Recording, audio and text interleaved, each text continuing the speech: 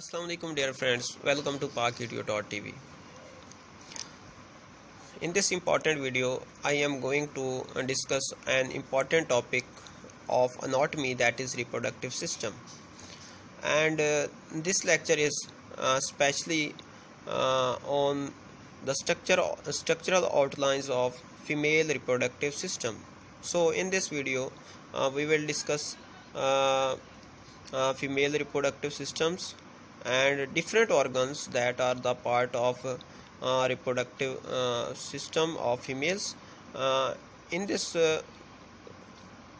way, we will also try to understand these structures with the help of diagrams as well. So let's start our video. If we discuss female reproductive system, it is divided into two basic parts. Okay, it is divided into two basic parts. The one is external genitalia and the second one is internal genitalia.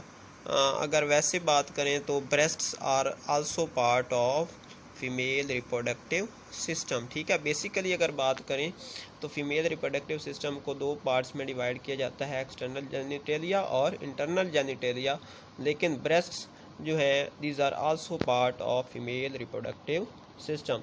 अगर external genitalia को देखें तो it is also called vulva. ठीक है, इसे vulva भी कहते हैं. इसमें काफ़ी ज़्यादा ऑर्गन्स आ जाते हैं, लाइक लेबिया मेजोरा है, लेबिया माइनोरा है, क्लिटोरिस है. These are the components of external genitalia.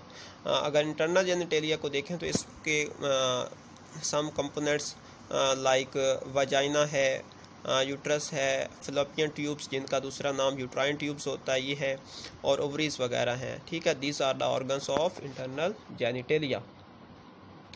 अगर यहाँ डायग्राम देखें फीमेल रिप्रोडक्टिव सिस्टम की, तो इस डायग्राम में आपको इंटरनल जेनिटेलिया के ऑर्गन्स को शो किया गया है. इसमें सबसे नीचे अगर आप देखें तो वजाइना को दिखाया गया है. वजाइना से ऊपर सर्विक्स है.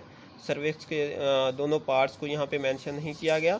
ठीक है, वो जो टुवर्ड्स वजाइना होता है उसे एक्सटर्नल ऑस कहते हैं, और जो टुवर्ड्स मायोमेट्रियम होता है उसे इंटरनल ऑस कहते हैं.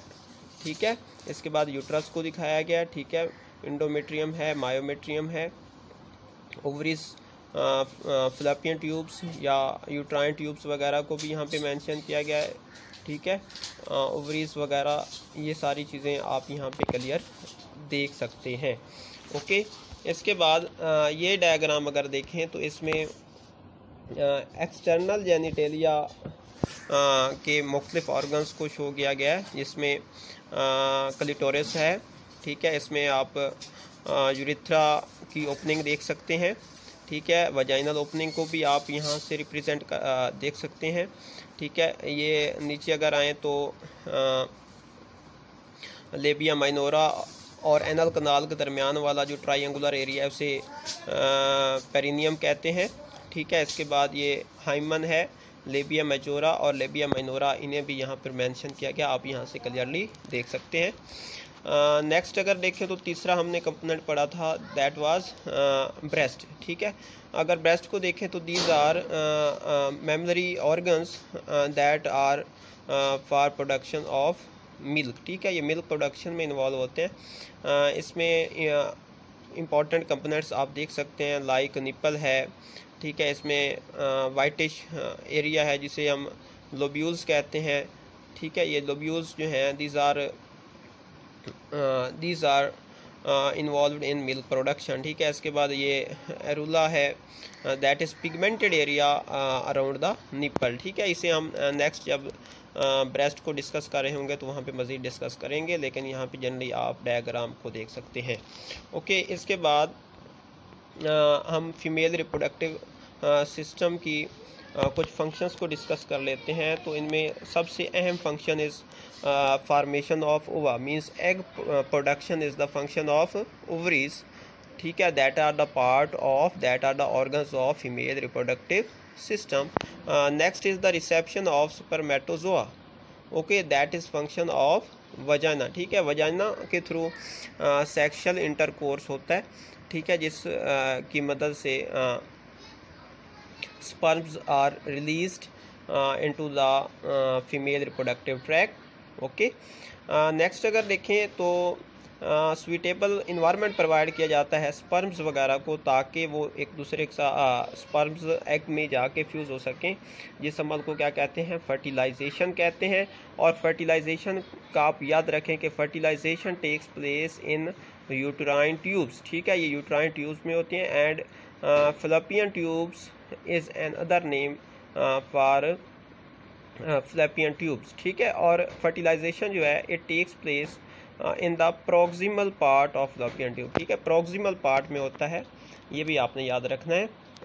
इसके बाद देखें तो फीमेल रिप्रोडक्टिव सिस्टम का एक अहम फंक्शन फीटल डेवलपमेंट है। ठीक है, फीटल डेवलपमेंट किसका काम है, यूट्रस का काम है। ठीक है, यूट्रस किसे कहते हैं, वो जो बच्चेदानी उसे ही कहते हैं। ठीक है, इसके बाद पाचुरेशन। ठीक है, पाचुरेशन बर्थ को कहते हैं।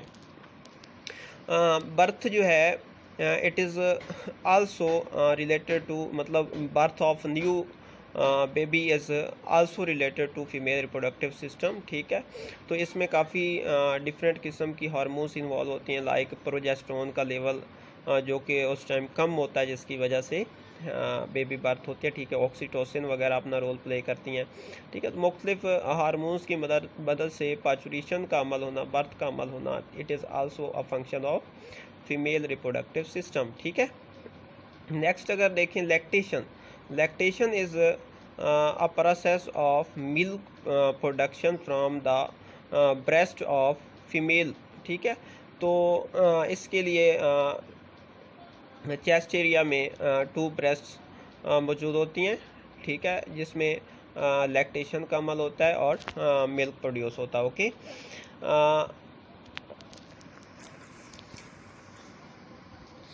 अगर बात करें ब्रेस्ट मिल्क की, तो ये बेबी को नरिशमेंट प्रोवाइड करता है ड्यूरिंग अर्ली लाइफ, क्योंकि बचपन में हड्डियाँ वगैरह कमज़ोर होती हैं। ठीक है, उनकी हार्डनिंग के लिए, उनकी प्रोटेक्शन के लिए, उन्हें ज़्यादा से ज़्यादा स्ट्रेंथ के लिए आप जानते हैं कि कैल्शियम फास्फेट चाहिए। ठीक है, बिकॉज कैल्शियम फास्फेट जो है इसकी फ्यूजन से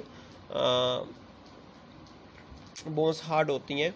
ठीक है, तो calcium is an integral part of milk. ठीक है, मिल्क, ब्रेस्ट मिल्क जब बच्चे पीते हैं तो उनमें कैल्शियम होती है। ठीक है, calcium helps to harden the bones. Okay, I hope that this lecture will prove useful for you people. For more videos, subscribe pakedu.tv and press bell icon.